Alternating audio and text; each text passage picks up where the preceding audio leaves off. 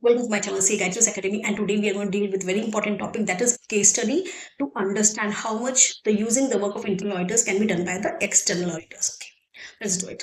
Imagine you are the external auditor of a company and the company already has an internal audit team. The question is, can you rely on their work or should you start everything from scratch? The exact situation is covered in essay 610, using the work of internal auditors. Let's understand this with an example. Right? Case study, you are the statutory auditor of ABC Limited. ABC Limited already has an internal audit team department that reviews inventory controls, purchase procedures, internal financial controls. During the audit, the internal auditors have all tested inventory controls and prepared detailed working papers. Now, do you think, can I use their work as audit evidence? This is where SA 610 comes into action. Okay. Step 1, evaluate the internal audit function, how they are functioning, right? Before relying on their work, you must check 3 key factors. What are the objectivity? And are internal auditors independent within the organization? Do they have the independence? Do they report to the audit committee or the management? Okay. Second point, competence. Are they professionally qualified who are performing the internal audit work? Are they professionally qualified? Do they have proper experience and training? Then third is systematic and disciplined approach. Do they follow proper documentation, audit programs, and review procedures?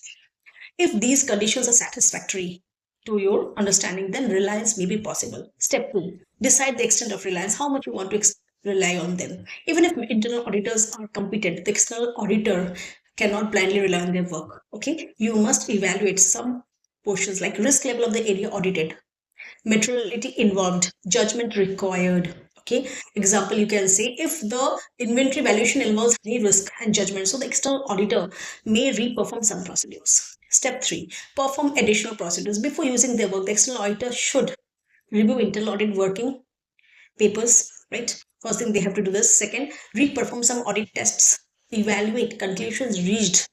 These ensure that audit evidence is reliable. Okay. After that, from the exam point of view, what you have to remember, even if the internal auditor performed the work, the responsibility of the audit opinion always remains with the external auditor. You cannot shift responsibility to external auditors. So let's remember, SA 610 had 3C test. First, competence of the internal audit team. Second, objectivity, that is independence. Do they have independence within the organization? C3, consistent systematic approach. If these are satisfied, external auditors may use internal auditors' work, but audit responsibility remains with the external auditor only. So we can say in conclusion, internal auditors can support your audit work, but the final audit opinion will always carry the external auditor's signature and responsibility. This is the core concept of SA 610. Thank you.